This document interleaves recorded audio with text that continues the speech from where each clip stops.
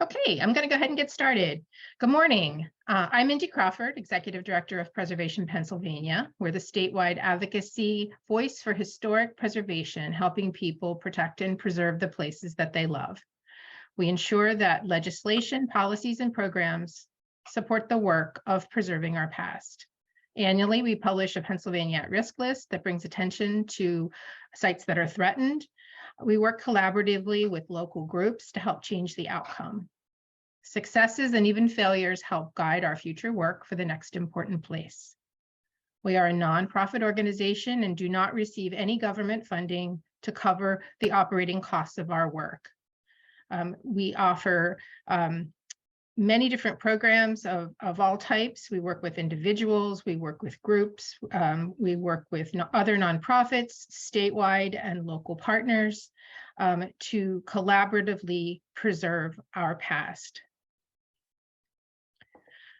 We offer the sincere thanks to those of you who have made donations to us to help cover the costs of bringing you this webinar. And we thank you very much if you are a member of Preservation Pennsylvania, because you are the reason that we are able to do the work we do. I invite you to visit our website at preservationpa.org or follow a link that Sabra will be putting in the chat box. You can sign up for our e-newsletter, follow us on Facebook and Instagram. Today's webinar is being recorded and will be available on our website in a few days. Please use the chat box and the question and answer feature. When the presentation is complete, we'll provide those questions and answers to our speaker.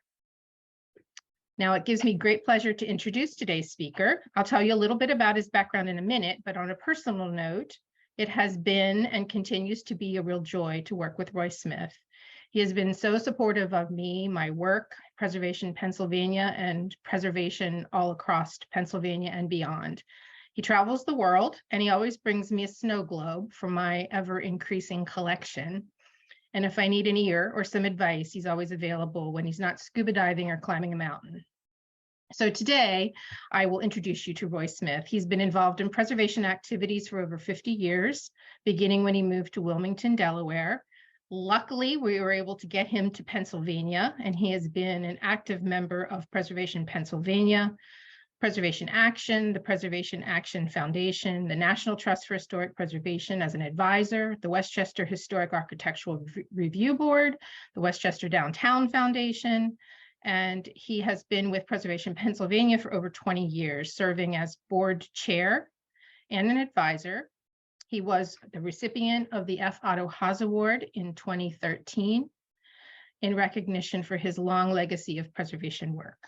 He's currently the Secretary-Treasurer of our board.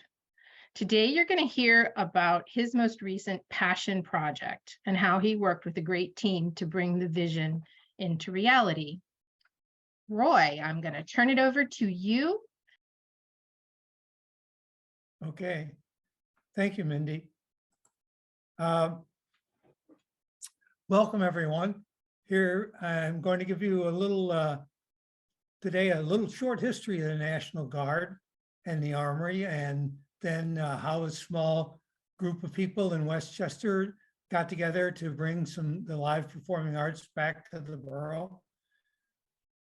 How the Armory was acquired and we funded the rehabilitation. And then I'm going to go through a visual before and after of what we found and what we did. So our National Guard can trace its origins back to 1747, when Benjamin Franklin had formed the Associated Regiment of the Foot to help residents from basically from Philadelphia when they went west through the Commonwealth and were subject to attacks by all the local residents at that time. Our National Guard is known as Bravo Company 1st Battalion, 111th Infantry, and 56th Striker Combat Team, which has served in every U.S. conflict over the past 275 years. And those of you who are familiar with Westchester, the Striker unit is shown down in the lower right-hand corner. You may have seen those actually parked in a parking lot next to the Armory before they moved. It was constructed in 1916 for about $40,000. It's about 15,000 square feet. It was designed by Philip Johnson of Philadelphia. And I need to make sure that those of you who might have jumped to the conclusion that this is the same person who did the New King Glass House or the PPG headquarters in Pennsylvania, in Pittsburgh. No, this is a fellow who was the architect for the Philadelphia City Department of Health. And he was commissioned to design our armory, along with ones in Chester and Lancaster, Williamsport, and Philadelphia. In 1929, it was dedicated to Major John C. Groff, a local World War II veteran. It was meant to be a community facility to be used as tents for a variety of community, and that was described in an April 1916 article in the Daily Local News. Some examples of that were that there was a dance held here where Spike Jones Jr.'s came. The first few Chester County Historical Society antique shows were held there. There was a cat convention held there in the 1950s. And for a long time, right up until it closed on weekends, in particular, you would find youngsters from the community in playing basketball in the drill hall. It is part of the Westchester Centered Historic District. And then in 1989, the PHMC did a multiple resource nomination, which included the Westchester Armory. So how did the community get involved? Well, these four people back in 2011 decided it was time to look at Westchester and what could we do to make Westchester an even greater place. Up to that point, it had received a number of accolades: Perfect Town, National Trust Distinctive Destinations. It is a Preserve American Community and a classic town as described by the Delaware Valley Regional Planning Commission. So their thinking boiled down after too many grapefruit martinis at the McCoys in the summer of 2011 to these three possibilities. Develop the Westchester waterfront. I mean, look what happened with Philadelphia and San Antonio and Baltimore and a number of other places. Reestablish passenger service into Philadelphia, which had stopped in the late 1980s, or bring a movie theater back to town. Well, develop a waterfront. This is ours, Goose Creek. It's not exactly developable. And the other alternative, which was totally unimaginable, would be to divert the Brandywine River so it came through Westchester. Not likely. Restoring our train service. Our regular train service was established in the mid-1800s and discontinued in 1986. Southeastern Pennsylvania Transportation Authority, responding to studies done by the Westchester Borough Railroad Restoration Committee, has included the possibility of putting reestablishing service in its, I put long-range plans. And initial estimates were $350 million. So it's probably not a likely event. So how about bringing a movie theater back? Well, in the 1930s, we had three. There was the Idle Hour / Garden / Harrison on East Gay Street. And right next door was the Rialto. Pièce de Resistance was the Warner on North High Street. It was built in 1930, was individually listed in the National Register in 1979. Unfortunately, the back portion of the theater, that is the auditorium, was demolished in 1986 and has subsequently been turned into the Hotel Warner. As a little sideline, this was a place where Bayard Rustin, who was a right-hand man of Martin Luther King, he got some of his early pacifist and demonstration here at the Warner Theater because the African American community was not allowed to sit on the first floor. And he did some demonstrating. In fact, he refused to sit up in the balcony and was arrested. So why a performing arts center? Well, the founders expanded their thinking beyond a movie theater as they talked to more and more people and realized that there were over 50 arts and cultural organizations that didn't have a home of their own. And many of these performances of these groups were in schools and churches and sometimes Westchester University.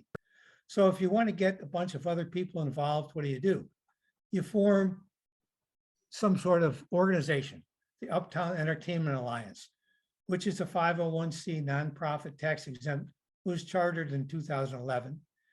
The intent would be it would operate the facility, whatever it was that was ultimately chosen. And so they went on a fundraising program with the intent of raising contributions to help fund the purchase and rehabilitation of whatever building they got. And nearly 150 contributors raised over $102.5 million. And our mission, as you can see here, is to really to promote the betterment of the Westchester through the provision of a variety of performing arts. In addition to that, we had the opportunity to wrap into it an existing performing arts program, the Westchester Studio, which helps students move forward by building strong acting skills. And the studio has students that range from preschool to senior citizens, excuse me. And in fact, there is one graduate of the school who happens to be on Broadway at the moment. So how do we go about getting the Armory? In 2012-13, the National Guard built new facilities in northern Chester County, left town, put the building up for sale. It was fortuitous for us that at that time we were investigating possibilities within the borough, a former warehouse, even the historic courthouse in the county courthouse as a possibility. And when this came available, our state legislators got us first right of refusal. That was then Senator Andy Dinniman and Representative Dan Truitt. The government services had the building praised for $960,000.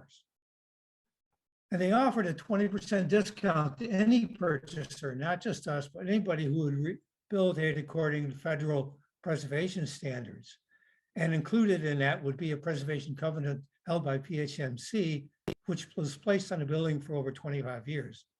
The building was subsequently bought in December 2015 by Uptown Bravo Theater, LLC. Now, what was that? It was a for-profit investment vehicle. We had 39 investments. We'd benefit from the historic preservation tax credits. And this investment vehicle raised $1.55 million of capital towards the purchase and renovation of the building. We had to work with the borough. The Armory was located in a neighborhood conservation district, so theater use was not permitted. We could have gotten rezoning or obtained a variance, but both of those would have been very time-consuming and costly. So someone, and I don't recall who, came up with the idea, let's build a new cultural use overlay district subject to conditional use approval. And that was done. And it was included not only the Armory, but the Chester County Historic Society and the church across the street. So how much was this thing going to cost? Well, the total project ended up costing about $5.2 million, of which roughly $800,000 was for the purchase, $4.2 million in construction costs, and another 200 million of other costs, lawyers' fees, filing fees, et cetera. So financing the project. As I mentioned before, the Uptown Bravo Theater LLC raised 1.55 million. UBT then got a $500,000 mortgage from Fulton Bank. Uptown, with the previous mentioned capital campaign, loaned UBT 2.455 million, and it also established a $500,000 line of credit with Univest Bank to compensate for the pledge timing of that 2.455 million. Through the borough, we got a DCED anchor block grant to loan of $200,000. And then UBT got secondary funding as needed from Fulton Bank up to $500,000. And subsequent to this, about a year after the project was initiated, we got a $250,000 PA historic preserve tax credit, which we ultimately sold to another bank for $225,000, and that money was used to pay down the Fulton Bank debt. So here's a rough idea of how we expended the money. And for those of you who could add up money really quickly, this adds up to about 3 million. So we had another $1 million of miscellaneous costs, site costs, a lot of other costs that added up to bringing us up to about $4.2 million altogether for the project.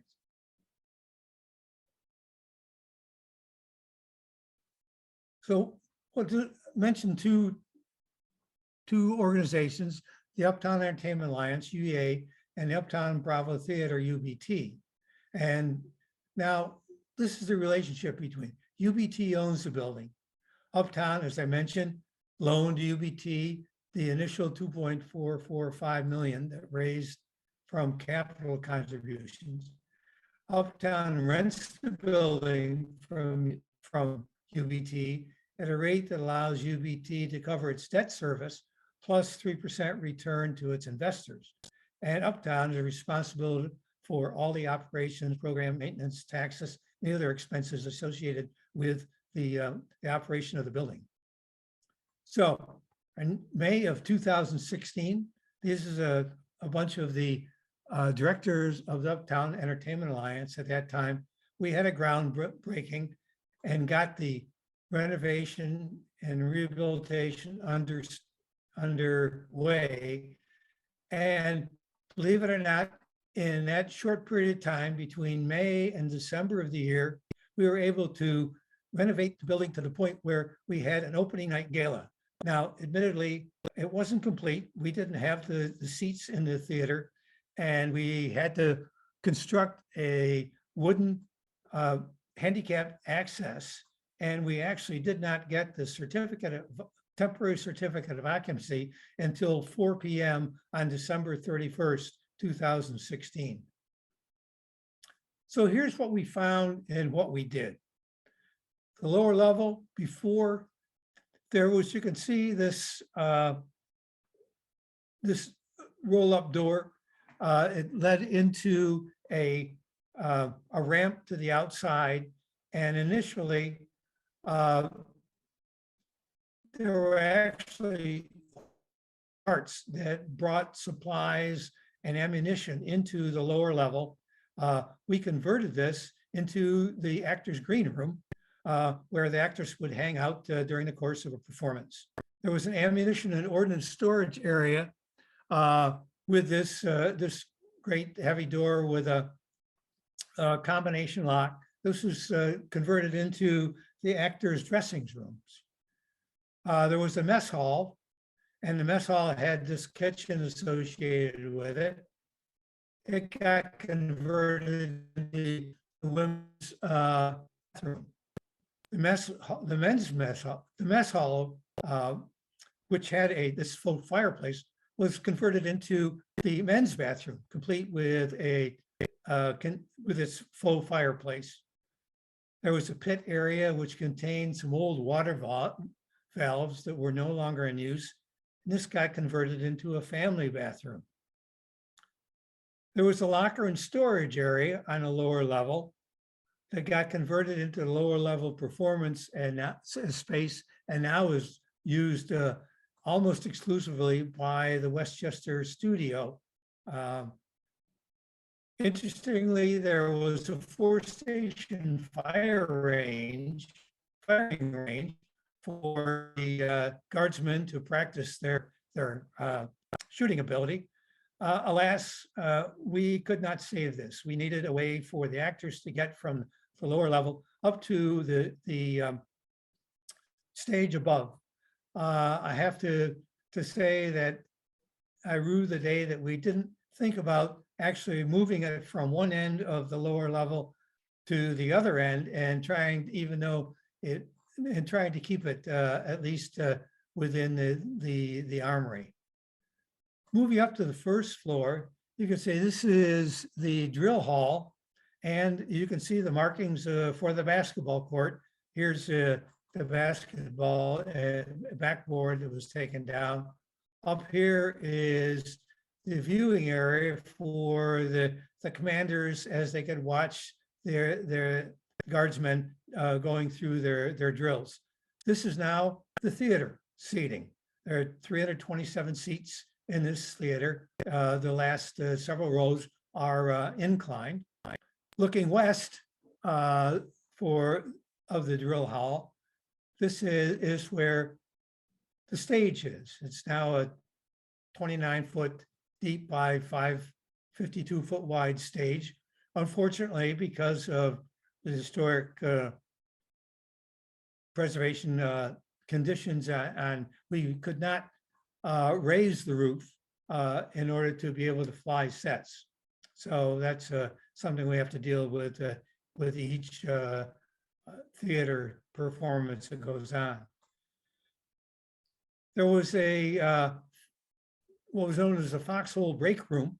That and the only functioning bathroom in the facility were confined into what is now known as Max's Foxhole, which is the place where people can hang out and get a drink before and after performances. Going up to the second floor, there was a large space that was used for administrative offices. That was upgraded, finished in more appropriately. When the carpeting was taken up, the floors were refurnished, and now this is the Univest Community Room, which is also become a small sort of black box theater where small performances are held. Going to the outside, this is the ramp that I mentioned that was down into the lower level with the roll-up door.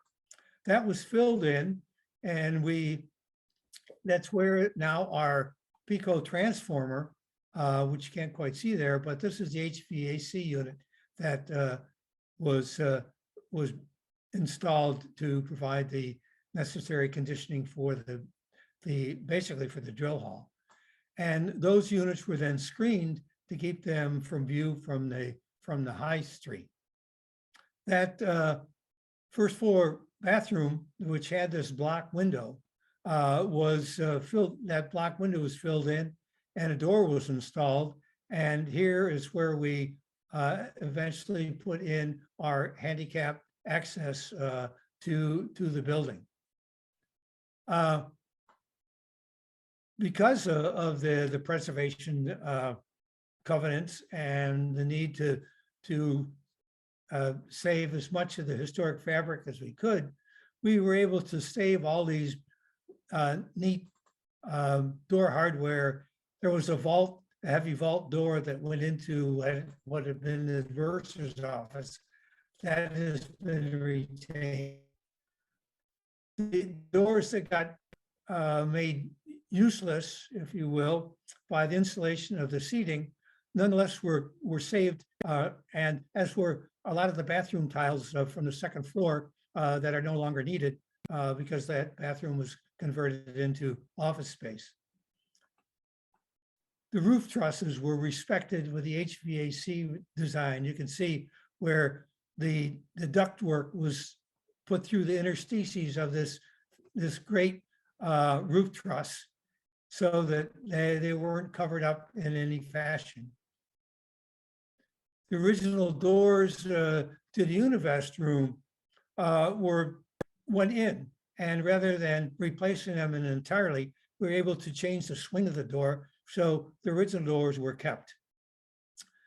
The lower level original tin ceiling was also kept and repaired as necessary. Now, the naming of the building, how do we get Uptown Canower Performing Arts Center? Thanks to a generous contribution from members of the Canower family in memory of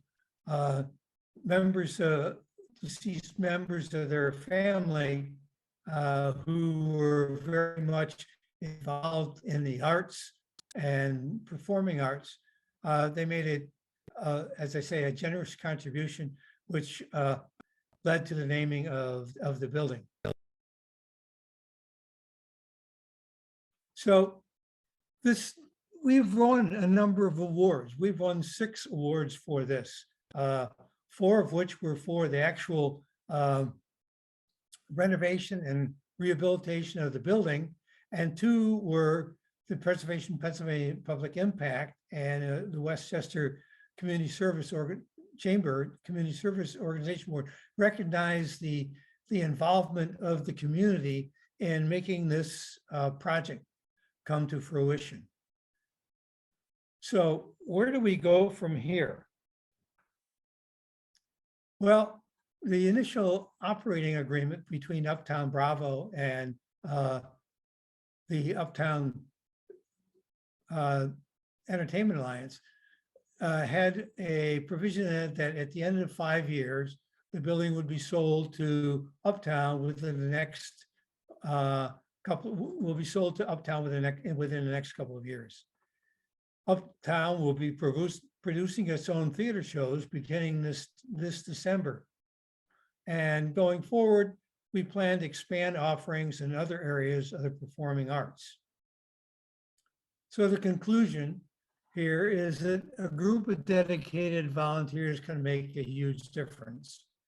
And this is an example of Margaret Mead's quote that says, "Never doubt that a small group of thoughtful, committed citizens can change the world," or in this case, Westchester. Indeed, it's the only thing that ever has. And you may have to rely on novel schemes to achieve the necessary required funding and approvals. But these things exist, and thinking out of the box can bring these things to fruition. And as many of us know who've been involved in the rehabilitation of the historic structures, it's definitely worth the extra effort that's sometimes involved. So a plug for Uptown, and that is that this is the first performance that will be in our new Uptown Theater program. It's called Butterfingers Angel, and it'll be on the boards November 30th through December 23rd. And I'll also put in a plug for the annual Preservation Pennsylvania Awards ceremony, which is scheduled for Tuesday, November 15th. That's just a couple weeks away at 3:30 p.m. And it'll be held here at the Uptown Canower Performing Arts Center in Westchester. And I would be remiss without plugging both Uptown Entertainment Alliance and Uptown Performing Arts Center. And if you wish to find out more about Uptown and maybe even make a contribution to help our organization, well, here is the website. It's www.uptownwestchester.org. Thank you very much. I appreciate your viewing this event, And if you have some questions or comments, I would be glad to hear and respond as I can. Thank you, Roy. So you, in a very short period of time, told the whole story of this. Now, obviously, there were a lot of bumps along the way. So if someone wanted to undertake a project like this, you gave some advice about thinking outside the box, but how many times did you have to pivot and regather support? I mean, what kind of advice would you give for someone who's trying to tackle a project like this? I guess it's just perseverance. I think we were very lucky because we had from basically 2013 till 2016 to engage in both the investment program of UBT and the contribution program of the Uptown Entertainment Alliance. So we had about a 3-year period in order to raise the money. So that was pretty good. As far as this construction program was concerned, we were pretty fortunate. We didn't run into a lot of problems. Things, not surprisingly, ended up costing more. We did have to, I don't think we really had to pivot a whole lot on anything we wanted to do. So I think that the main thing is we had initially, I think we interviewed 3 or 4 architectural firms and selected one, Holmesy Architects from Wilmington, and they did a bang up job in getting this, all the approvals and getting us from A to B and A to Z in this case. So I don't think, I think you have to be prepared, but we were fortunate. We didn't have to go back to square one and rethink what we wanted to do. That's great. Now, the other thing, some people were a little daunted by the idea of going for tax credits. You have any thoughts on that? Yeah, it's a not uncomplicated process. I mean, you have to get the Part 1 certification that the building is historic. You have to get the Part 2 approval for the program itself, and then you have to get the Part 3 approval for the completion of the overall rehabilitation. And invariably, there are going to be amendments. We had 2 or 3 amendments to the Part 2 approval, for one for signage, one for the addition of some street lamps, some lamp posts. We found an old photo that showed lamp posts on the entryway, so they weren't in our original proposal. We got approval for that. So yeah, those things are, and yet, of course, you end up dealing both with PHMC and the National Park Service.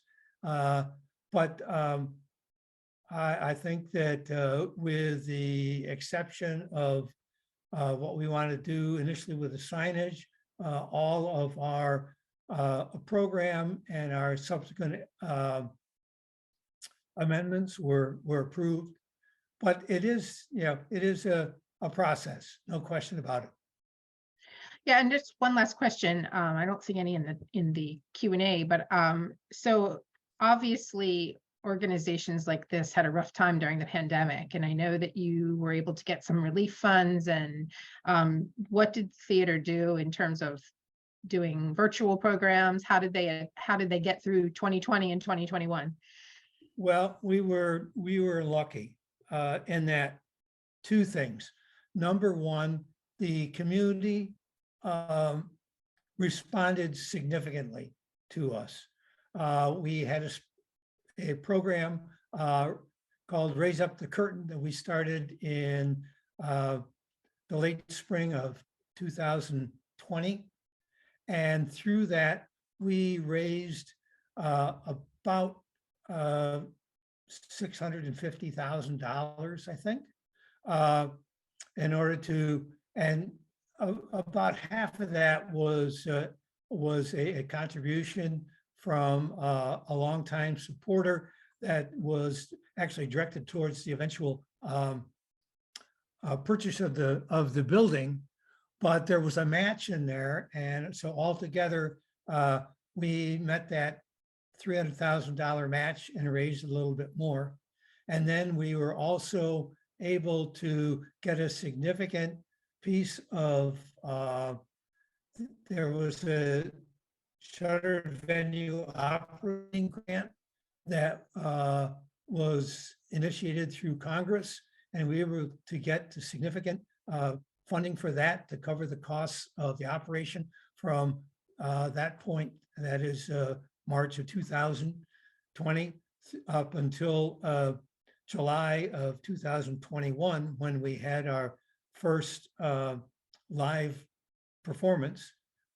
We got a grant from the Chester County Community Foundation that helped us purchase some live streaming equipment. So we had some jazz programs and other programs that we live streamed during that period of time. So we were really fortunate and that we were able to survive that period of time and without having to lay anyone off. So it was the response of the Westchester community that really made it possible. That's great, Roy. Roy, thank you for sharing this really exciting project. We are thrilled to be headed there for our awards event. And if anyone's interested in still getting tickets, they are available. I think Saber has put some information in the chat, but awards is always sort of the best program of the year because it's just everybody's so happy celebrating the good work that's been done, just like this project. So Roy, thank you. And thanks for sharing today. Well, glad to do it.